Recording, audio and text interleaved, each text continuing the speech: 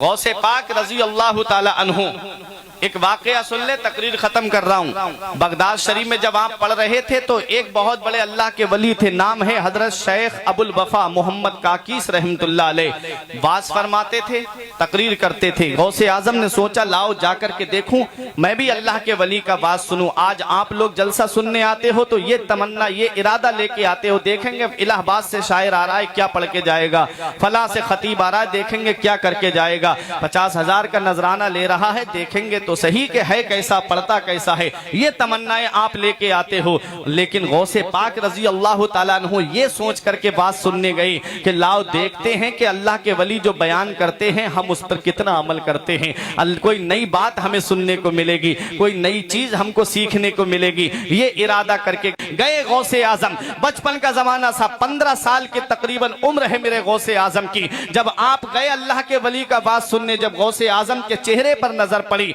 अल्लाह के वली ने फरमाया इस बच्चे को बाहर निकाल दिया जाए। गौसे आजम को बाहर निकाल दिया जाता है। इतने आप लोग यहाँ बैठे हुए हो, मैं एक भाई का नाम लेके कहूँ कि इसको बाहर निकाल दिया जाए, फिर आप लोग मुझे नहीं देखोगे, उस निकलने वाले को देखोगे कि कौन है जिसको बाहर निकाला जा रहा है। अल्लाह अकबर। गौसे आजम को निकाला गया, फिर अंदर आ जाते हैं। दूसरी मर्तबा फिर कहा कि अल्लाह के वली ने, मैंने कहा ना इस बच्चे को बाहर निकाल दिया जाए, और गौसे आजम को फिर बाहर कर दिया जाता है। गौसे आजम फिर तीसरी मर्तबा आ जाते हैं, अल्लाह के वली ने फरमाया मेरे पास लेके आओ। लोग उठ उठ करके देख रहे थे ये कौन बच्चा है जिसे निकाला जाता है फिर अंदर आ जाता है, जिसे बाहर किया जाता है फिर अंदर दाखिल हो जाता है। गौसे आजम जब उनके करीब में पहुंचे, अल्लाह के वली जिस मसनद पे बैठे हुए थे उससे उठ के खड़े हो जाते हैं। शेख अबुल वफा मोहम्मद काकीस रहमतुल्लाह अलैह, 17 बादशाह जिनके झंडे के साए में अदब से चला करते थे, इतने बड़े अल्लाह के वली, 17 बादशाह जिनके झंडे के साए में हाथ बांध के चला करे,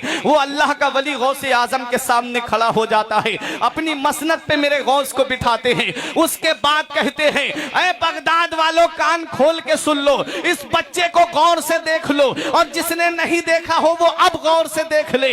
मैंने इसको बाहर इसलिए नहीं निकलवाया था कि मैं इनकी बेइज्जती करूं, अरे मैंने इनको इसलिए बाहर निकलवाया था ताकि तुम में का हर इंसान इसको गौर से देख ले। ये कोई आम हस्ती नहीं है, ये कोई आम शख्सियत नहीं है, अरे यही तो वो अल्लाह का वली है जो बगदाद की जामा मस्जिद से ऐलान करेगा कदमी हाज़िही अला रग़बते कुल्ले वलील्लाह, मेरा ये कदम हर अल्लाह के वली की गर्दन पर है। ए बगदाद वालों, मैं तुम्हें गवाह बना करके आज से इनके कदम को अपनी गर्दन पे ले रहा हूं। बरेली का इमाम पुकार के कहता है सर भला क्या कोई जाने के है कैसा तेरा, सर भला क्या कोई जाने के है कैसा तेरा, औलिया मलते हैं आंखें वो है तलवा।